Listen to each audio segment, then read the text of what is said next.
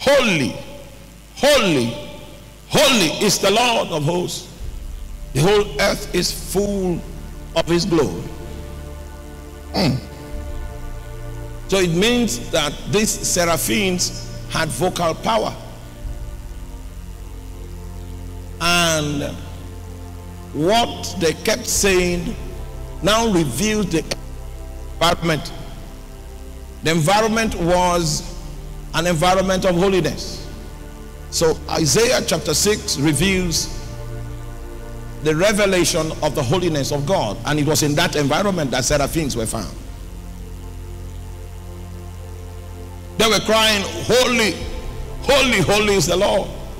It was in this context that we were able to discern the function of seraphims, whereas cherubims are found within the context of the glory of God. Seraphims are found within the context of the holiness of God.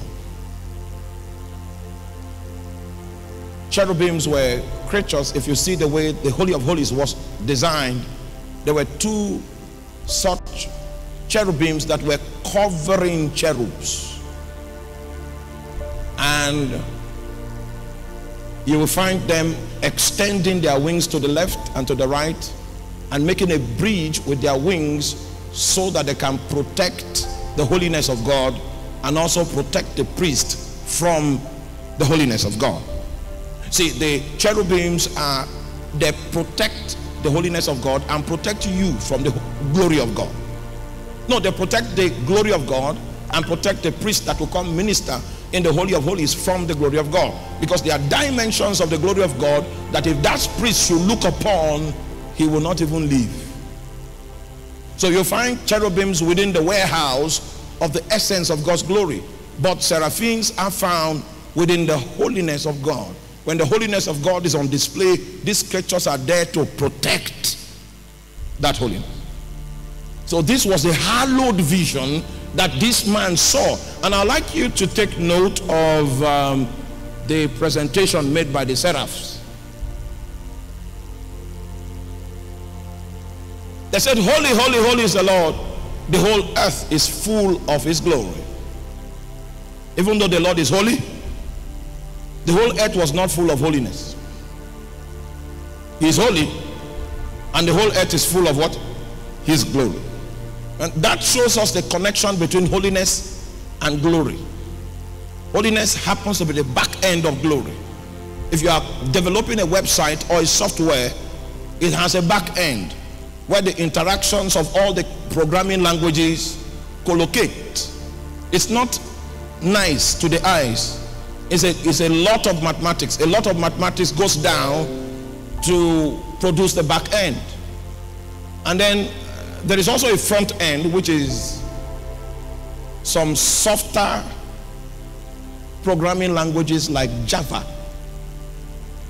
Visual Basic are used to produce the front end to make it interactive and user-friendly. But the front end drives a collocation of arithmetics, of codes, of languages, and if most of us see the back end, you will not be able to interact with it. So what we are saying here is that the back end of the glory of God is the holiness of God. So anywhere you find the holiness of God, you are likely to find the glory of God. If the glory of God is present, it means the holiness of God was first existing before the glory found expression. And so just in case you see a preacher doing something that looks like glory, and his life is not like the life of holiness, he is a stage actor. He is a performer. Because if you find glory, the back end is always holiness. Glory is the manifestation of God. Anytime God is manifested, his expression, it boggles the mind. It goes beyond what the mind can comprehend. And the only way you can respond, according to Hebrew, is pala, full of wonder. That's the description that comes from an onlooker when you behold the glory of God. But I want you to understand that anytime you find glory, the back end of glory is what? Is holiness. So if you are interested in being a carrier of the glory of God, for instance, you know what? The cost for glory is holiness. So it's not as if we are weird people. When people are doing common things, we are separate from those people. The reason is because we are vessels designed to carry the glory of God. That's what distinguishes us from normal mortal men that are walking on the street. So this presentation gives us an insight into the fact that if God's glory will be manifest, we can't compromise holiness.